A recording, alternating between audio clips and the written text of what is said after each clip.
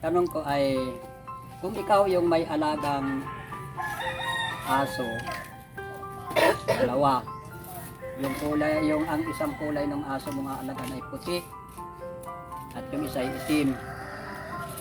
Pag ito'y nag-away, sa palagay ninyo, sino sa dalawa ang mananalo? Puti daw. Okay. So, sino yung puti? Taas ang kamay. Okay. Bakit puti? Ha? Bakit puti?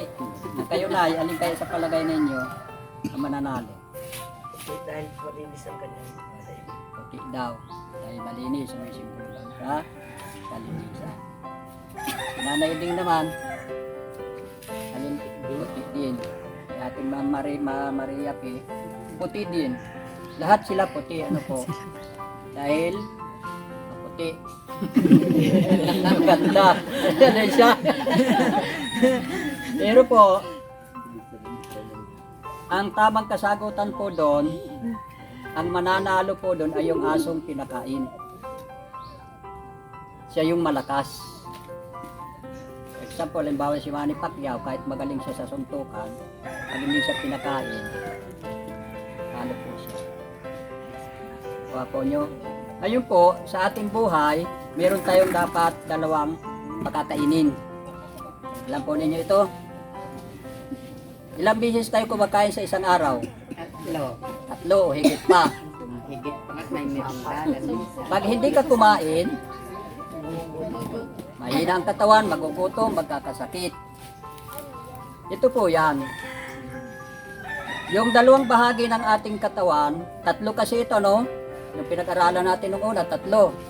Physical, spiritual, at kaluluwa. Yung dalawa nito, pinapakain natin. Physical, at sinakailang spiritual, kumain din. Pag ang ating physical ay puro ito lang kumakain, malakas, yung spiritual natin, hindi natin mapakain, mahina. Daig ito ng laman. Kaya dito pumapasok yung tinatawag na pagduwating ang pagsubok, madali kang panghinaan, umagsak. At madali kang madaig ng mga tukso, pumapasok sa pagkakasala. Dahil po yung ating spiritual ay hindi napapakain. At ang pinakang pagkain po nito ay itong salita ng Diyos. Kaya kailangan po natin pakainin ang ating mga spiritual ng salita ng Diyos. Ano po? O, ito po yung pag-aaral na ito, isa ito sa pagpapakain sa ating physical. Magkakaroon tayo ng kalakasan spiritual at dumating mga pagsulok, di ka mahuhulog sa pagkakasala. Tama po. Kasi yung laman ay pag malakas, may ng espiritu, daig ang espiritu. Pag malakas ang espiritu, itong laman, daig naman ito pag malakas ang ating espiritu. Hindi ka mahuhulog sa pagkakasala. Okay, so ngayon po, yung napag-aralan natin ng nakalipas na Sabado kung paano makapasok sa kaharian ng langit. Ngayon po, gusto ko namang ituro ang patungkol po doon. Bakit mayroong Biblia? Sino may mga Biblia po sa inyong tahanan? Nanay, mayroon. Sino pa po? Wala na. Yung iba po, may Biblia. Minsan naman po, ay hindi binabasa. Nayan lang dyan na sa lalagyan, inaalikabukan. So, hindi po binabasa. At yung iba naman, binabaliwala. Akala ang Biblia ay kung ano lamang. Kaya gusto ko pong ituro sa inyo ang Biblia. Ang Biblia po sinatawag na mayroon pong kahalagahan sa buhay ng tao. Ito pong Biblia, mayroon pong kahalagahan sa buhay ng tao. Bakit po? Bakit nasabi ko pong mahalaga sa buhay ng tao ang Biblia?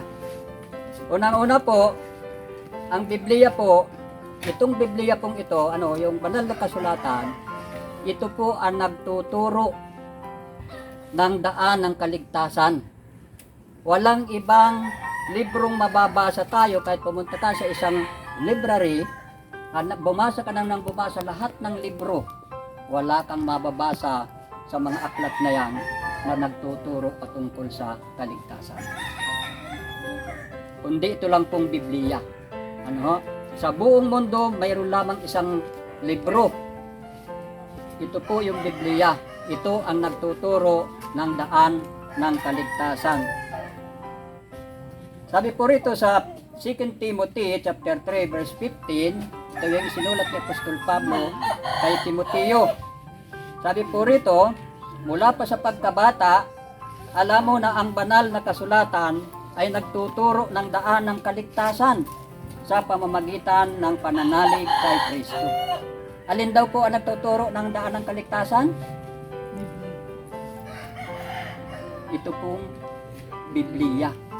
Walang ibang libro, hindi ito pong Biblia. Ito ang nagtuturo ng kaligtasan, hindi kung sino, hindi kung anong aklat, hindi kung sinong tao, kundi ito pong banal na kasulatan ang nagtuturo ng daan ng kaligtasan. Sa pamagitan daw po na ino, sa pamamagitan ng pananalig kay Kristo. Ito po, dito lang po natin masusumpungan sa banal na kasulatan. Pero bakit po yung iba, ang sabi nila, ang kaligtasan daw po ay pagsama sa relihiyon.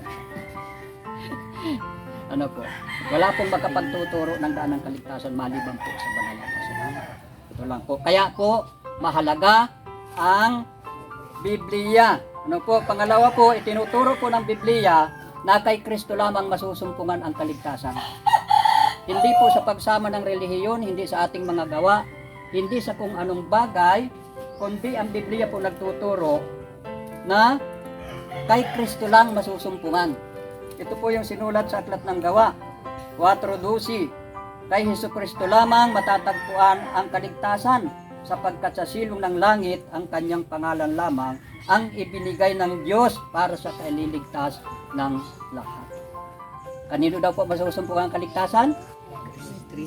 Kay Kristo lang po.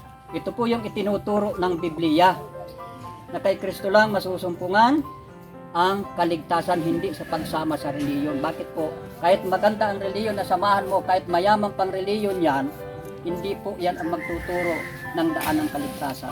Hindi natin masusumpungan dyan ang kaligtasan, kundi kay Kristo lamang. Kasi ito lang, pangalan na ito ang ibinigay ng Diyos sa silong ng langit. Wala pong ibang ibinigay. Ano, sa kanyang pangalan lamang, hindi po kay Maria, hindi kay Apostol Pablo, kay Pedro, kay Santiago, kay San Juan, masusumpungan ang kaligtasan, kundi saan lang daw po? Kay Kristo lamang, sa pangalan lang ni Jesus. Yan po ang itinuturo ng Biblia. Kung mayroon nga pong nagtuturo ng ibang daan ng kaligtasan, baka makamali po tayo, maligaw tayo, paniwalaan natin sila. Pero po ang Biblia, ito ang binasa natin, ito ang paniwalaan natin, ito ang magdadala sa atin para tayo maligtas. Kasi ito lang po ang number 1 na nagtuturo ng daan ng kaligtasan sa pamagitan ng pananalig kay Kristo. At saan lang daw po masusumpungan ang kaligtasan? Kay Kristo lamang, kanyang pangalan. Hindi sa simbahan, sa mga ganyan, hindi sa karunungan ng tao, hindi kay Kristo lamang. Hindi kay Pablo, hindi kung sinong apostol po, hindi kay Maria, masusumpungan ang kaligtasan, kasi ang mga alagad pong yan, nangailangan din sila ng tagapagligtas, walang iba si Kristo. Nga po, sa Gawa chapter 10 verse 43, siya ang tinutukoy ng mga propita ng kanilang ipahayag na bawat mananalig sa kanya ay tatanggap ng kapatawaran sa kanilang mga kasalanan sa pamamagitan ng kanyang pangalan. Sa pangalan po ni Jesus. Walang iba. Pangalan ni Jesus, pangalan ni Jesus. Hindi kay Maria, hindi kay Pablo, hindi sa lahat ng mga alagad. Hindi kung kaninong tao ang kapatawaran, kundi po sa pangalan ni Jesus. Ito po ang kagandahan, ang kahalagan ng Biblia. Ito ang nagtuturo ng katotohanan. No po? Okay, sa kanya lang daw pong pangalan. Roma 10:13 sabi, pero sapagkat sinasabi sa kasulatan, maliligtas ang lahat ng tumatawag sa pangalan ng Panginoon. Bakit po yung iba kung kaninong pangalan natawag? Pag hindi po natin naintindihan, hindi natin talaga binasa ang kasulatan na ito, maliligaw po tayo ng pagtawag patungkol po sa kaligtasan. Kasi yung iba po, maraming tinatawagang pangalan. Di ba po, ang mundo tumatawag pag nanalangin siya puro kay Maria. Kasi Maria po, isang taong makasalanan din, naligtas lang din sila dahil sa pagsunod sa Panginoon. At wala po tayong pagkakaiba. Sabihin, wala tayong ibang tatawagan kundi ang Panginoon. Panginoong Hesus, na siyang tagapagligtas. Ano po, tinuturo din po ng Biblia na si Kristo ay tagapagligtas. Siya yung tagapagligtas, wala pong iba. Una, tinuro ng Biblia. Ang Biblia nagtuturo ng daanang kaligtasan. At tinuturo din po na si Kristo, sa pangalan lang ni Jesus, ang masusumpungan ang kaligtasan, hindi sa kung kanino. Na po, ang pangatlo po ay si Kristo po ay tinawag na tagapagligtas. Walang ibang tagapagligtas po sa atin, sa lahat, bawat isa sa atin, walang iba kundi si Kristo. Sabi po ng Lucas chapter 2 verse 10-11, ito po yung panahon ng isilang si Kristo sa sabsaban. At yung anghel pumunta doon sa mga pastol at natakot yung mga pastol at sinabi ng anghel sa kanila, ngunit sinabi sa kanila ng anghel, huwag kayong matakot, ako'y may dalang mabuting balita sa inyo na magdudulot ng malaking kagalakan sa lahat ng tao. Sapagkat isinila ngayon sa bayan ni David ang inyong tagapagligtas, ang Kristong Panginoon. Tinawag po siyang tagapagligtas. Ito ang tagapagligtas ng bawat isa sa atin. Sa kapatawaran at maging doon sa kapahamakan, walang iba pang tagapagligtas kundi si Kristo. Siya po yung isinilang sa sabsaban na siyang tagapagligtas ng mundo. Okay. Ephesians chapter 5 verse 23, sapagkat ang lalaki ang ulo ng kanyang asawa, tulad ni Kristo na siyang ulo ng iglesia sa kanyang katawan at siyang tagapagligtas nito. Yan ay tulad ko sa isang mag-asawa na ang lalaki ay ulo ng kanyang asawa. Siyang nagproprotekta at siya nung nagsasanggalang gano'n po si Kristo po, sabi rin siyang ulo ng iglesia na tulad ng katawan, siya po ang nagliligtas. Kaya lahat po yan, mga simbahan, lahat ng mga taong nananampalataya, sabi po yan, si Kristo lang ang tagapagligtas. Hindi tayo maliligtas doon sa sinasabi nating mga pagsama sa reliyon o yung mga gawa, yung mga pag-proposition, yung paghahampas natin ng sa likod, nagpapapato sa krus, nagpapasa ng mahaba, hindi po yun.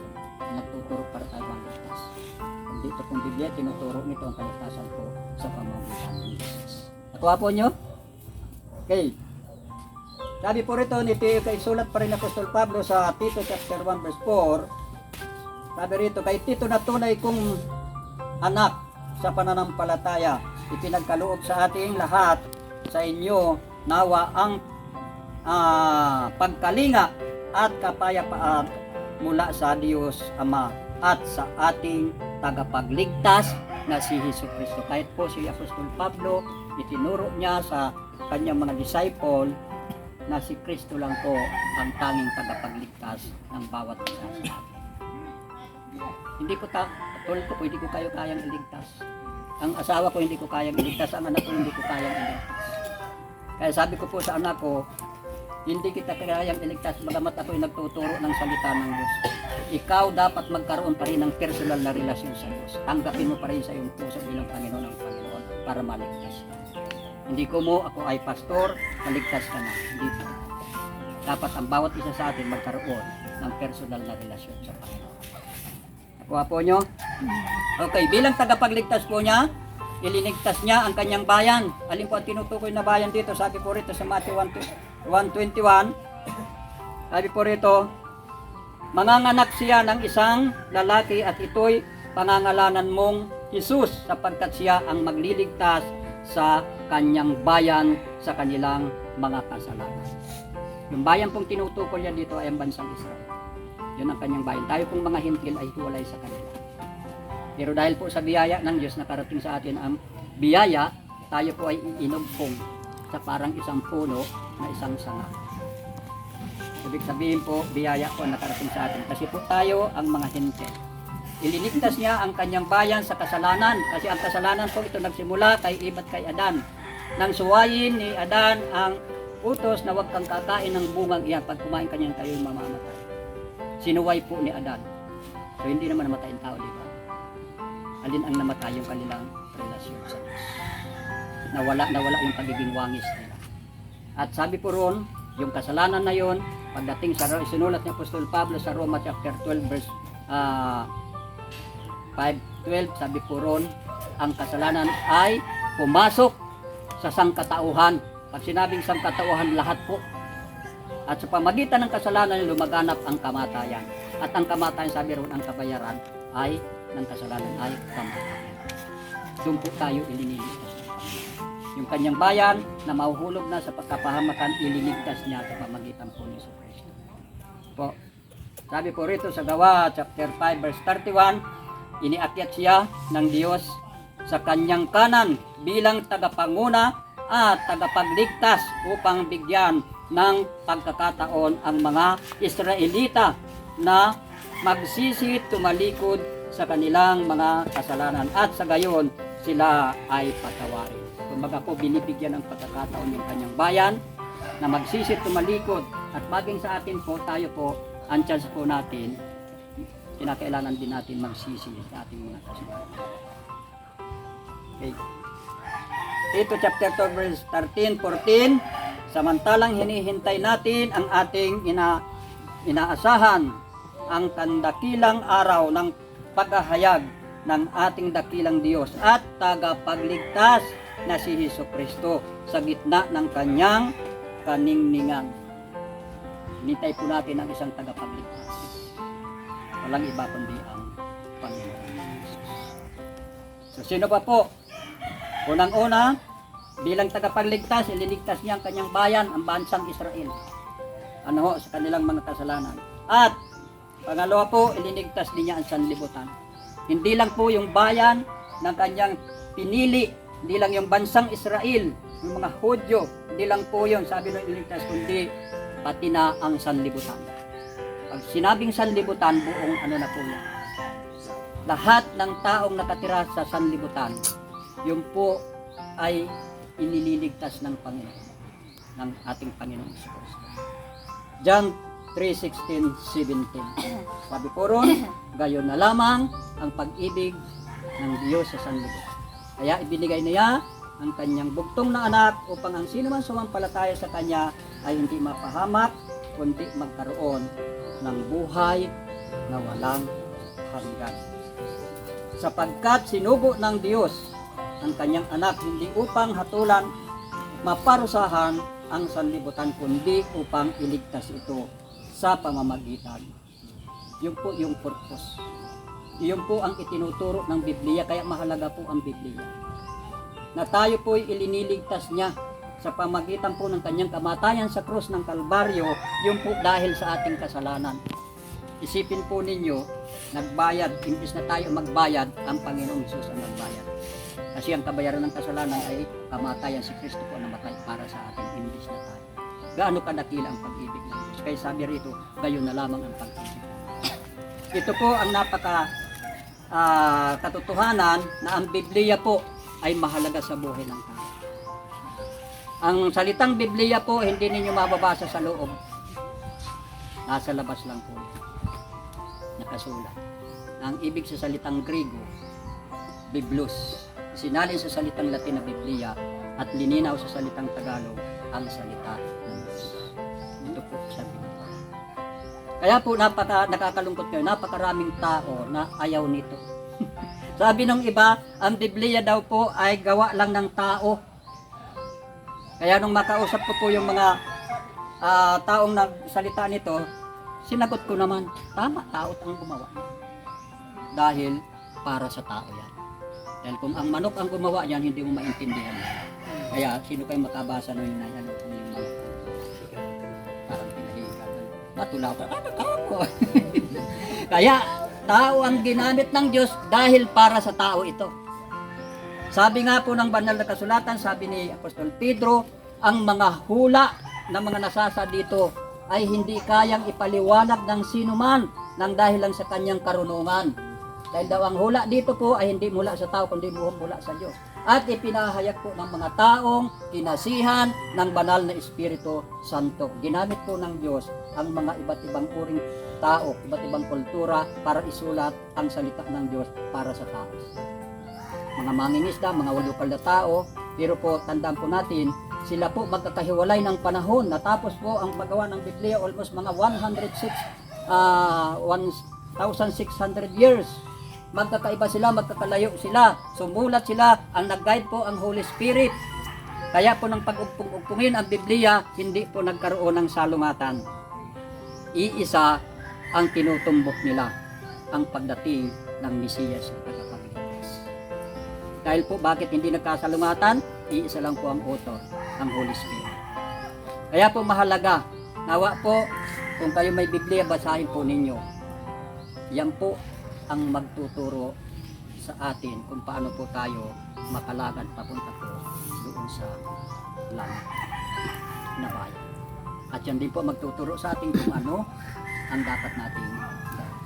Kaya napakahalaga po ng Biblia sa tao.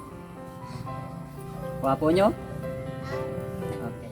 So wag po natin isang tabi ito ng Biblia. Katulad nanay, may Biblia. Hanggat nababasa pa po ninyo, basahin po ninyo yan. Yan po ang salita ng Diyos. Mahalaga po yan sa buhay natin. Kasi po doon sa karugtong po yan, binanggit ko lang po yung isa sa binanggit ni Apostol Pablo kay Timoteo doon sa 2 Timoteo chapter 3 verse 15 hanggang 16.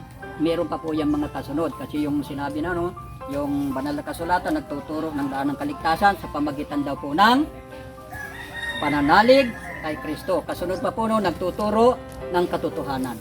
Nagpapabulaan sa maling aral, nagtuturo sa matuwid na pamumuhay at nag-aakay sa matuwid na pamumuhay. Yung mga likong gawain po tinuturo din po. Papo nyo? Okay. So ngayon po, tanong ko.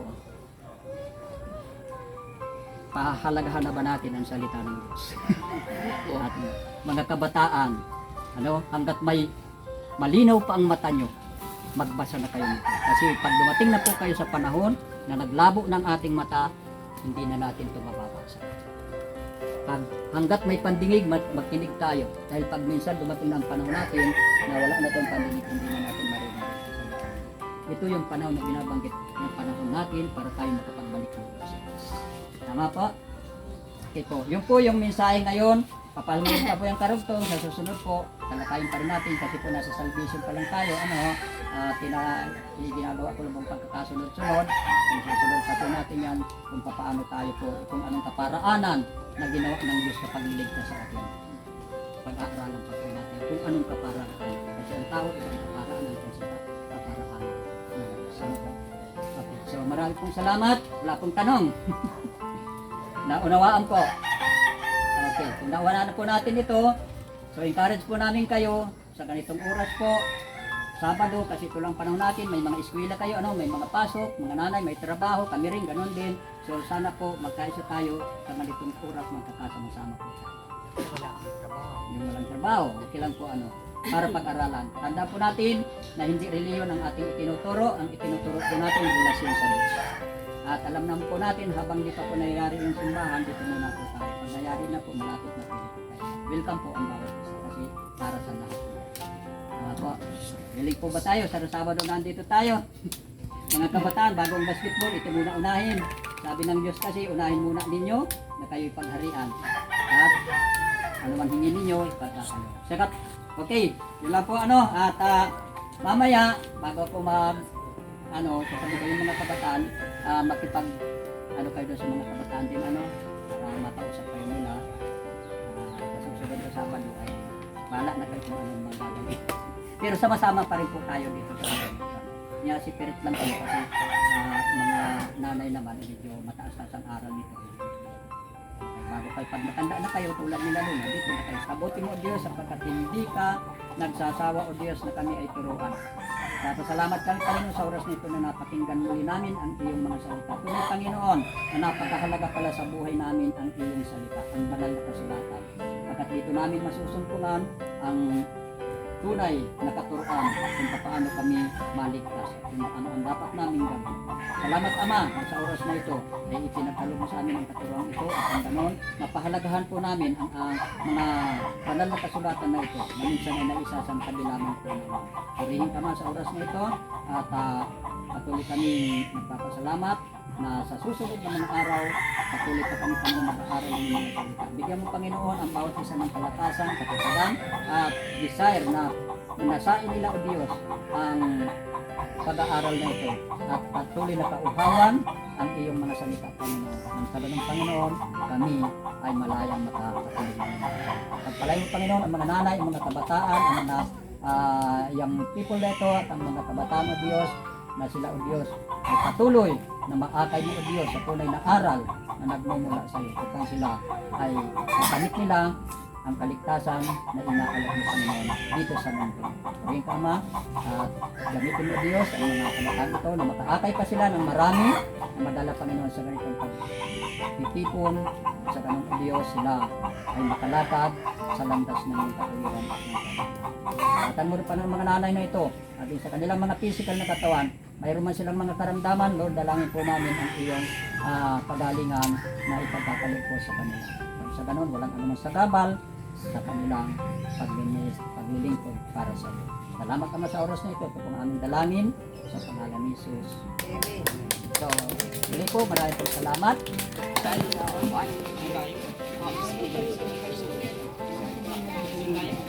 Okay, muli mga kaibigan, maraming salamat mga kapatid at nakatapos muli po tayo sa cell grouping sa oras na ito at yung mga kabataan po ay medyo ay ni-separate para sama-sama naman sila.